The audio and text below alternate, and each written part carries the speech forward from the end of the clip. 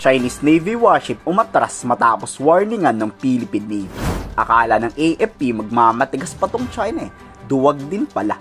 Isang radio challenge lang ang katapat lumayas agad.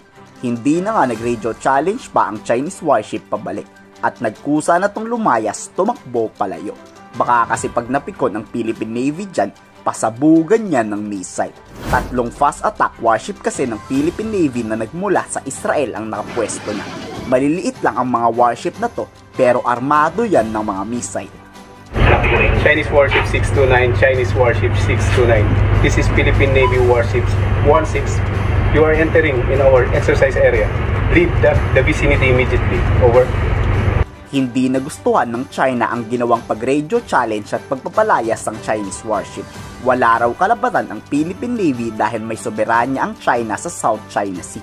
Itigil raw ng AFP ang tila paghahamon ng gulo, tapos pag lumala ang tensyon, magtatawag daw tayo ng external forces.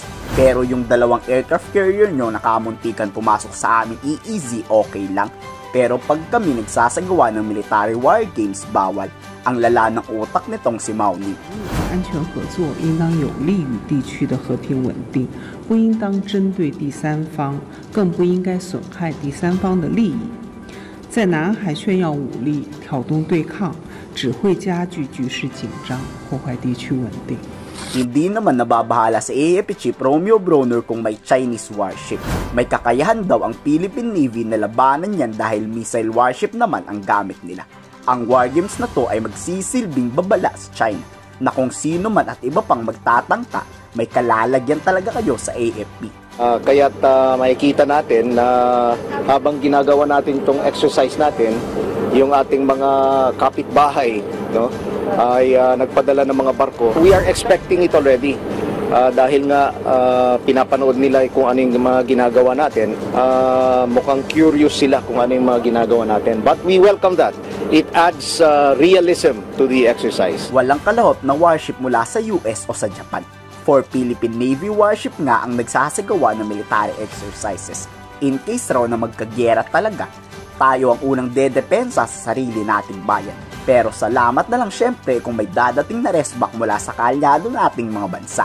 We are warning our neighbors or kahit na sino mang mga external forces dyan that we are capable of defending our islands. No? Kung sakaling merong mangyari, merong pumasok na external forces dito sa ating territory or yung ating sovereign areas, ay kailangan tayo muna yung dumepensa ng ating bansa, no? Before we ask help from other countries like our ally. Habang maaga pa magsanay na agad sa digmaan, hindi yung kailan nandyan na ang gyera tsaka lang tayo maghahanda. Sa gitna to ng lumala ng agresibong aksyon ng China hindi lang sa West Philippine Sea, kundi pati sa Taiwan.